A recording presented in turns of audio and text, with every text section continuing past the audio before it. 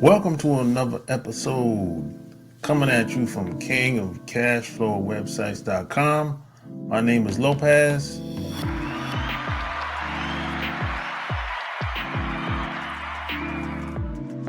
So today I just interviewed Johnny Baskin. He's a digital marketing expert, CEO and founder of Nomadic Advertising. He's located in Toronto. It was a good interview. Hopefully you like it.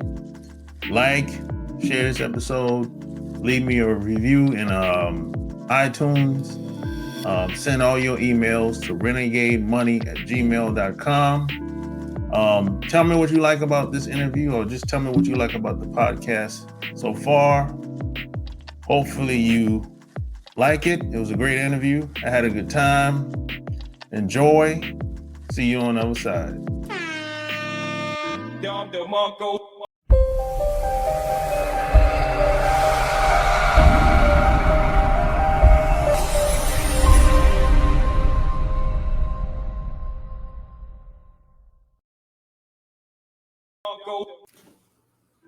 Yeah, in the biggest city in Canada, Toronto. So it's a pretty nice place. Yeah, that's cool, man. So how'd you get started in digital marketing? Because, we don't go to school for this. This is not like the career path. We don't grow up and say, hey, one day when I grow up, I want to get into technology, man. So how'd you get started? Yeah, so actually, for a long time, I always kind of knew that I wanted to be an entrepreneur.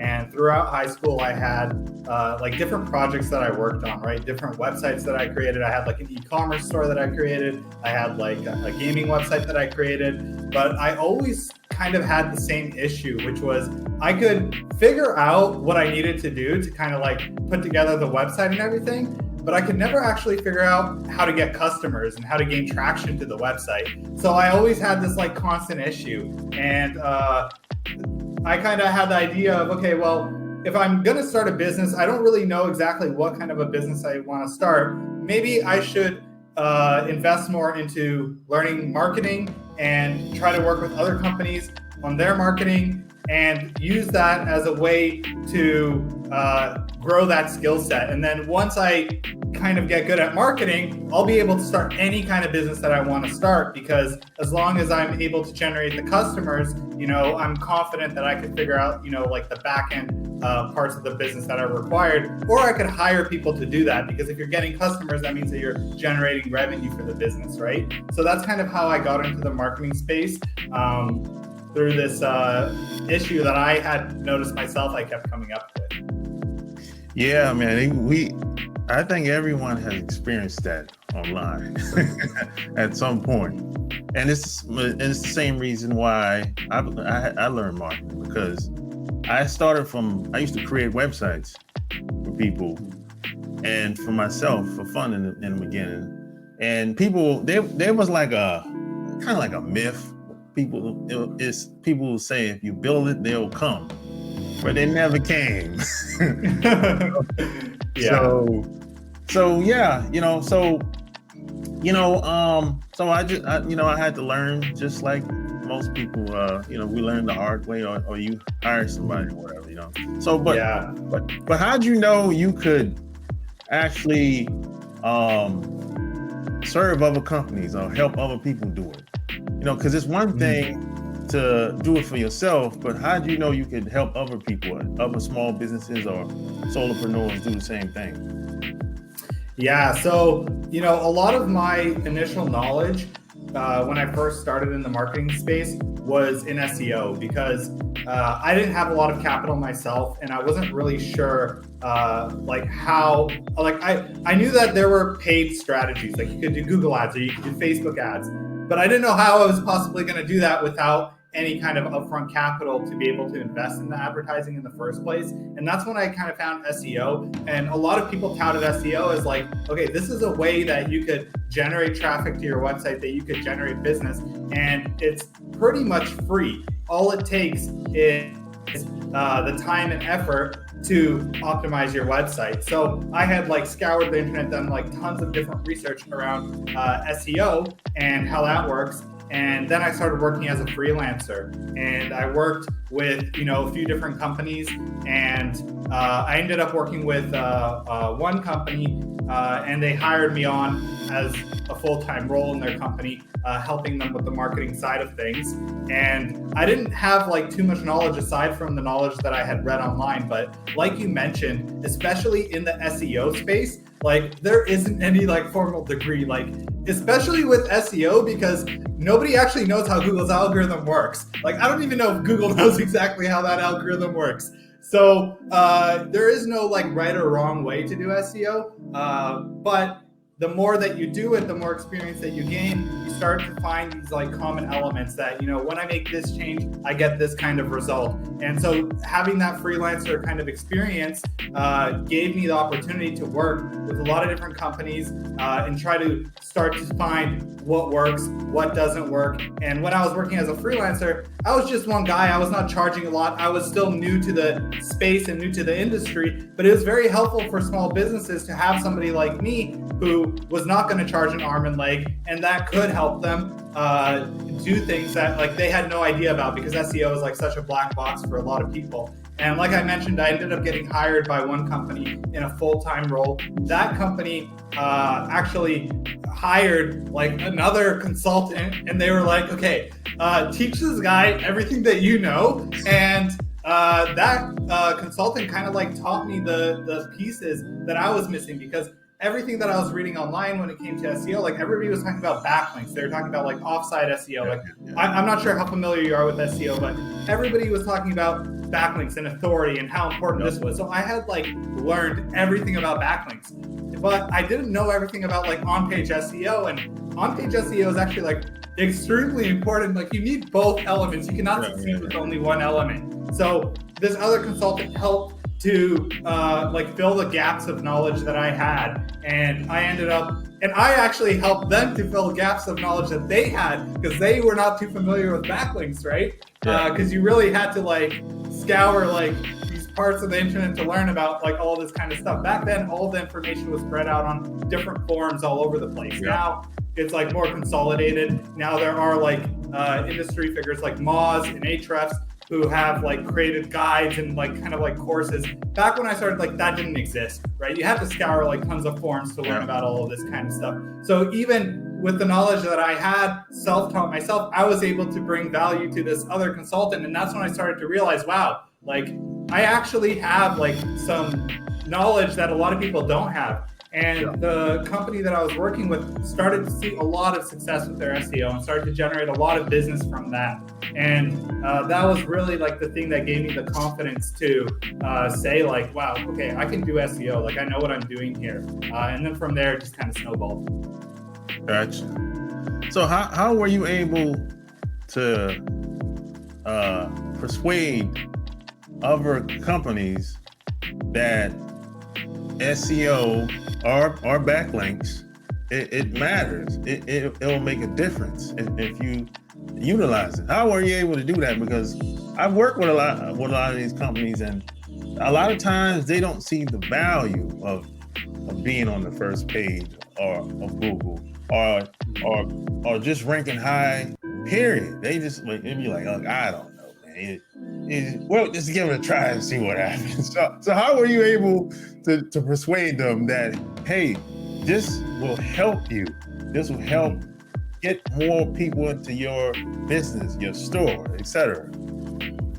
Yeah, this actually took me like years to figure out, because when I first started in the SEO space, like I would approach business owners or different people that were looking for this kind of work, and I would tell them like, okay, I can do the best SEO, I can get you really good backlinks, I can rank you high up on Google, right? And the only people that would work with me were people that already knew that they wanted SEO. They already had some idea of what SEO was, right? And that was like, the first few years of my career was like only working with these kind of people that already knew that they wanted SEO. And for a long time, I struggled to figure out like, okay, well, there's such a huge amount of businesses out there that could benefit from SEO, and they just like don't know about it. And really like what changed it for me was when I changed my messaging. When I stopped talking to business owners and saying, hey, I can get you really good backlinks, or I can, raise your site's authority, I can get you on the first page of Google. And instead I started saying to business owners, are you guys looking for more customers? How are people currently finding you today, right? And then that kind of led to that conversation and really focusing on, hey, this is not, the point of this service is not to rank you first on Google. The point of this service is to generate more business for you, to get more customers into your door, to get more people to your website. That kind of messaging resonated a lot better with the different people that I talked to that weren't familiar with SEO, because they were all trying to figure out this same issue that I had when I started in the marketing space, which was, how do I generate customers? How do I get more customers online? So by focusing the conversation on that pain point, then we ended up, coming full circle, and then they were actually interested in hearing about SEO, because once they realized, oh, this could solve that problem, then they started wondering, okay, now tell me about the SEO. But first I had to explain to them that that's the problem that we're trying to solve. Yeah, I took a look at your website and I noticed that you focus on businesses that most agencies wouldn't focus on, like plumbers, construction, and other like dentists. A lot of agencies kind of steer away from the professional businesses, and they kind of cater towards technology, or at least businesses that know what they do. So why did you choose to go that route?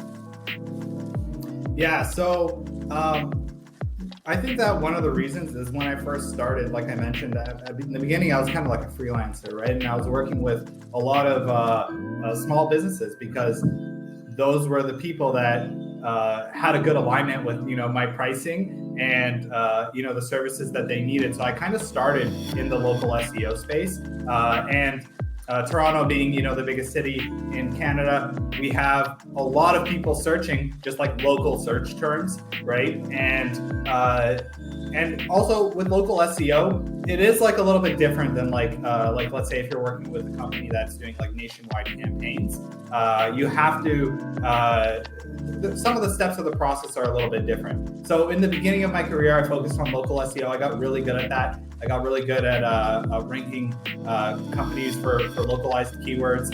Now, as I've grown in my career and I've started to work with like some bigger companies, now we work with, also nationwide companies. We work with companies that are publicly traded companies and that require a more kind of intense campaign, that have bigger budgets. And but we still continue to service those smaller businesses, because I have clients from back then, and we still get quite a bit of prospects coming to our business that are small to medium-sized businesses, that are more like localized businesses, and we can still provide that service, right? I still have all of that knowledge from before. So our agency is a little bit different from a lot of other agencies, because there's a lot of agencies where they focus on one particular industry or like one particular market, versus our approach is like a very like tailored and customized approach.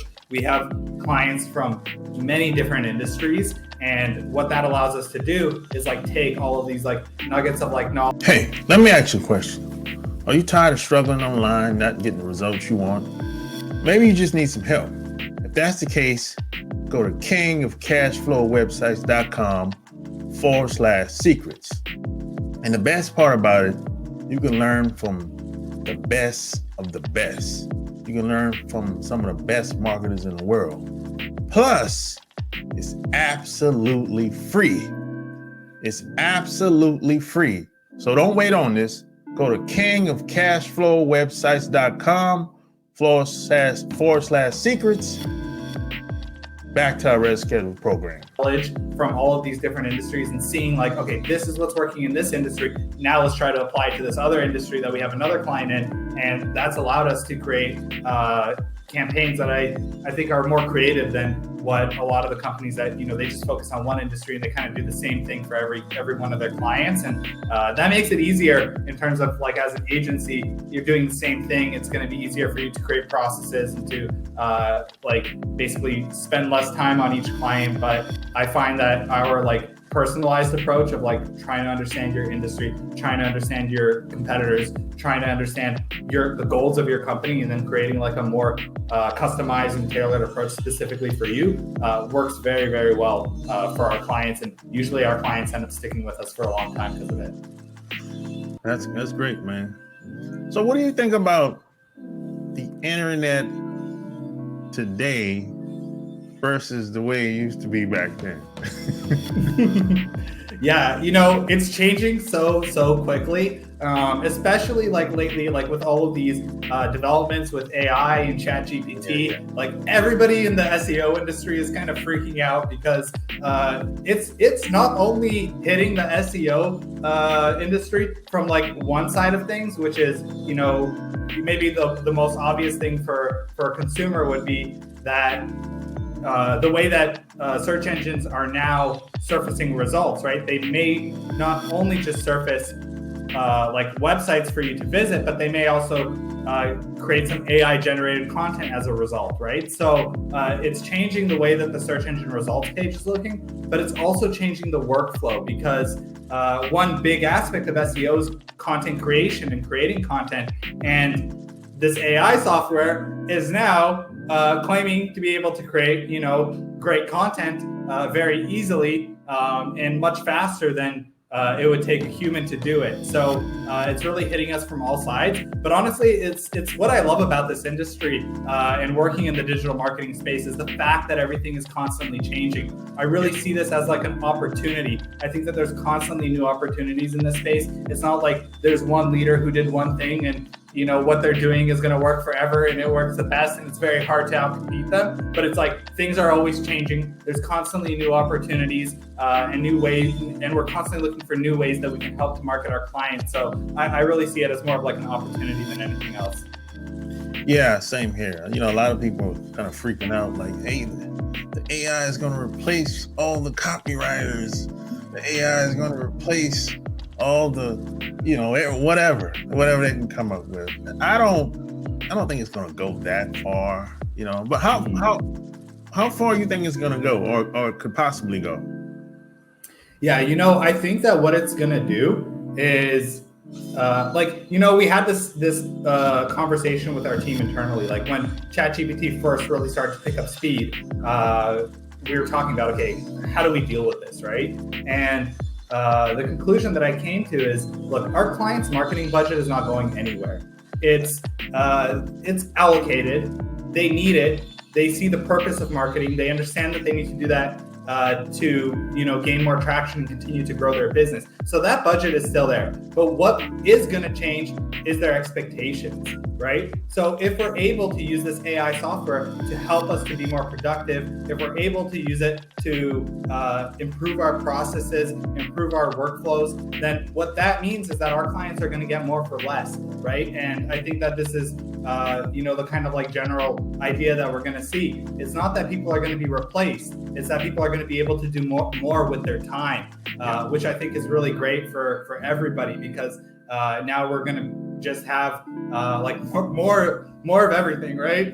And more we're going to be able to do more with our time. So I think that that's like the main thing. But also like at the end of the day, I think people are a little bit, they're thinking that the AI is just going to replace them like that, but it's not that simple. Like at the end of the day, even if I want to use ChatGPT to write me a blog post on a particular topic, I can't just tell ChatGPT, hey, write me a blog post on this topic, because it's going to write something super generic that's not going to be super helpful, that's going to be basically like the same thing that like 100 other websites have already asked ChatGPT to write for them and paste it on their site, right? What matters is the person behind it. So do I know about this industry? Do I know the questions to ask ChatGPT? Do I know the frequently asked questions that I should include inside of this content, right? And can I verify that the information that ChatGPT is giving me is actually accurate and is actually going to be helpful to a user that's reading this blog post? Like ChatGPT can't do that right now. It's not going to do all the work for you. You need to know what to ask it to do, and you need to know how to ask it to do it, and you may need to ask for multiple prompts and combine them together. So it may make things easier, but you still need to have a human behind it. And right now, like in terms of SEO, we don't really know exactly how AI content is going to perform in the future. Like there are AI content detection software out there that can detect the likelihood of if content was written by AI, and Google is definitely going to use this. And if I was Google, I think it's fair to make an assumption to say that, hey, if content is written by a human, it's probably higher quality than content that is 90% written by AI. So I think that they will be incorporating this in their algorithms. They did publish a research paper where they looked at different websites that are currently using AI content, and they found a big correlation between AI content and spam. So, if there is this correlation that, spam sites are 90% more likely to use AI content, and a large chunk of AI content on the internet is actually on low quality spam sites, which is likely to happen, then, it really makes you pause and think, like, do you want to be grouped in with that? Do you want, if that is a factor that Google's going to be looking at, is that the kind of content that you want on your website? And that's why, as an agency, we've been taking a very cautious approach in this whole thing, and we haven't started generating all AI content for all of our clients, because we understand that the human content is still good. It is a higher quality, and that Google can detect AI content. So we don't want to jump the gun here and do something that could potentially hurt our clients' websites, right? So, yeah, a couple of AI software that I've seen, the quality is not that good. Maybe you can use it if you want for articles or something like that, but if you want to write a good sales letter, that's not going to work. Not so far anyway. It could change in the future, but I always say AI can't replace emotions, how people feel. Exactly. It's got no personality. The content is very dry, right? So, and another thing that I've thought about is right now, it's also an opportunity to create very unique content. So let me give you an example. If I wanted to write a blog post that was okay, what's the average price of an SEO consultant, right?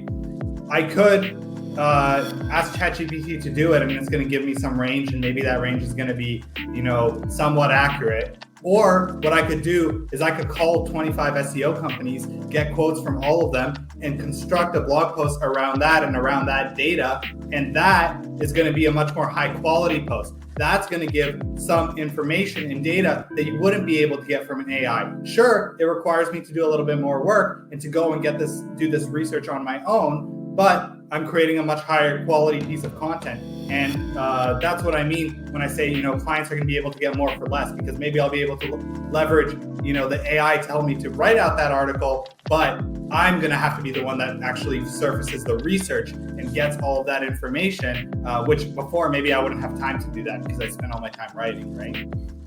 Yeah. So you've been doing this for 8 years now, right? Yeah, since 2014. Okay. So what are some common problems that people have when they come online? Assuming they have a website, assuming they have a product or service.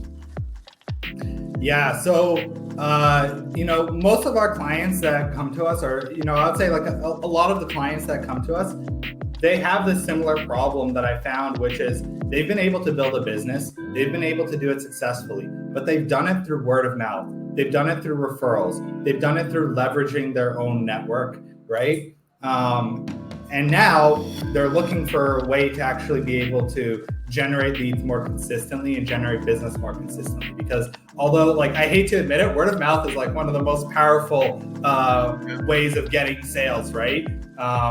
And especially high quality sales. It's going to make it way easier when somebody refers you, or when they already know who you are, right? Or because they've worked with you in some capacity in the past, right? So word of mouth and referral is extremely powerful, but the problem with it is it's also extremely inconsistent, right? So and then when we look at their websites and what they're currently doing with their digital marketing, what a lot of them struggle with is content creation, whether that be on the side of Google and SEO and creating content that is going to be able to rank on Google, or that even be on the social media side of things, because our agency also does provide social media services. And maybe they just don't have the time to keep their social media up to date and to create content on social media as well. So a lot of the work that we end up doing is actually like content creation, and that's just the kind of work that our clients, like, they personally don't have the time to do it because they're so focused on running their business and the internal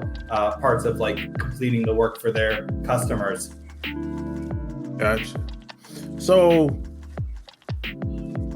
where do you see the future, as far as business wise? Are you gonna any books coming about in the near future? Are you gonna expand more in the near future? Yeah, so we're always looking to grow. We're always looking to expand. So I'm not currently writing any books. Maybe one day. But right now, like, our agency, we already provide like quite a few different services, like I mentioned, on the Google side, on the social media side. So now really like what we're focused on is not growing the amount of services that we're providing or anything like that, but really just like growing our customer base, growing the amount of clients that we're working with, growing the businesses that we work with. But really, like, our company's mission is to work with more innovative companies, right? We want to work with innovative companies that otherwise might not get found online if they don't partner with a company like ours. And I really think that working with innovative companies is a huge a huge benefit, because we get to work with these companies that are not providing like the same products as everybody else. And when you work with that kind of a company, it's way more fun, first of all, to market them and to help them grow. But also we can be a part of that like innovation, right? So like one of the sectors that recently we've started working more and more with is like the cryptocurrency and blockchain sector, right? So we've worked with more and more companies in there. I see that as like an industry that's has a lot of innovation there that's going to see like tremendous growth over the next few years. So we're trying to build partnerships within these kind of spaces where we believe there's going to be tremendous growth, and we want to be a part of that growth and helping it happen.